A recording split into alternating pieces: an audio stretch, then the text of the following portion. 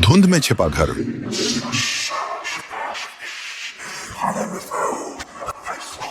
कभी कभी कुछ घर बोलते नहीं, बस तुम्हें महसूस कराते हैं कि तुम अकेले नहीं हो। मेरा नाम देवव्रत है और ये कहानी है उस पुराने बंगले की जिसने मेरे जीवन की हर रात को एक लंबा सपना बना दिया। कुछ महीने पहले मुझे एक पत्र मिला। शांति निकेतन के पास एक पुराना बंगला था। वहां 2 अनाथ बच्चों को पढ़ाने का काम मिला था। पत्र में लिखा था, बच्चे बहुत प्यारे हैं पर घर थोड़ा एकांत है। यदि आप निडर हैं तो यह स्थान आपके लिए उपयुक्त है।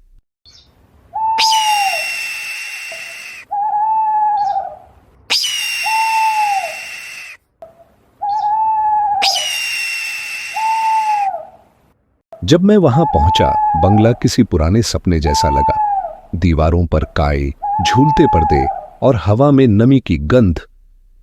वह इस पुराने बंगले की सबसे पुरानी आत्मा थी, जीवित होते हुए भी किसी भूत सी। लोगों ने उसे सरला दीदी कहा, पर उसके चेहरे पर हमेशा एक ऐसा सन्नाटा था जिसमें कई अनकही बातें छिपी थीं। उसकी आंखों में थकान थी, जैसे वह हर रात किसी डर के साथ जागती हो और हर सुबह किसी रहस्य को दफन कर देती हो। जब वह मुस्कुराती तो उस मुस्कान में भी एक अजीब बेचैनी होती, मानो किसी अदृश्य डर को छिपाने की कोशिश हो।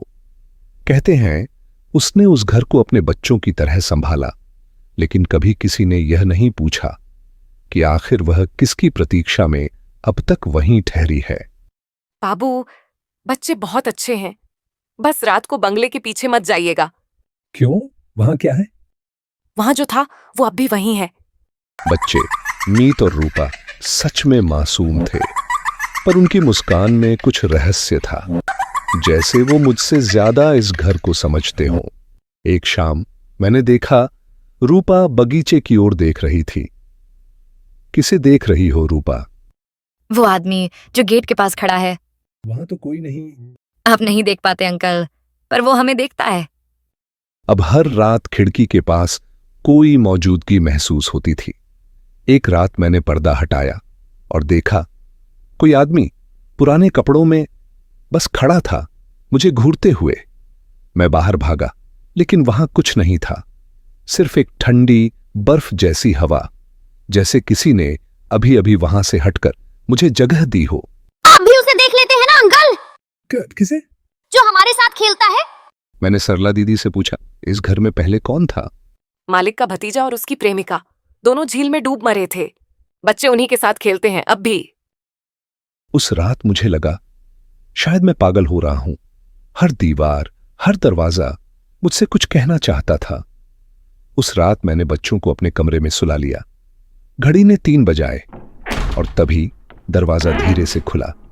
वही आदमी और उसके साथ एक औरत, दोनों बच्चों के सिरहाने खड़े थे। चले जाओ, इन्हें छोड़ दो। डरिए मत अंकल, ये हमें लेने आए हैं। सुबह जब आंख खुली, कमरे में सिर्फ मैं था, न बच्चे न सरला दीदी। पुलिस ने कहा, आपने सपना देखा होगा, पर मैं जानता हूं जो मैंने देखा वो सपना नहीं था। मैं सुबह उस गांव के दूसरे घरों में गया और एक घर में एक बूढ़ी औरत थी। उसने मुझे अंदर आने दिया और जैसे ही मैं बैठा उसने कहा, बहुत साल पहले उस पुराने बंगले में सरला दीदी अपने पति और 2 बच्चों रूपा और मीत के साथ रहती थीं।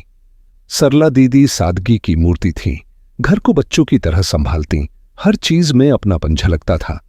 पर उस घर के भीतर एक ऐसी खामोशी थी जिसमें अनकहे डर और टूटे हुए सपनों की गूंज छिपी थी। एक बरसाती रात जब हवाएं चीख रही थीं और बिजली आसमान को चीर रही थी, सरला दीदी का पति महीनों बाद घर लौटा, पर उसकी आंखों में अब वह अपनापन नहीं था। कुछ बदल गया था। धीरे धीरे सच्चाई सामने आई।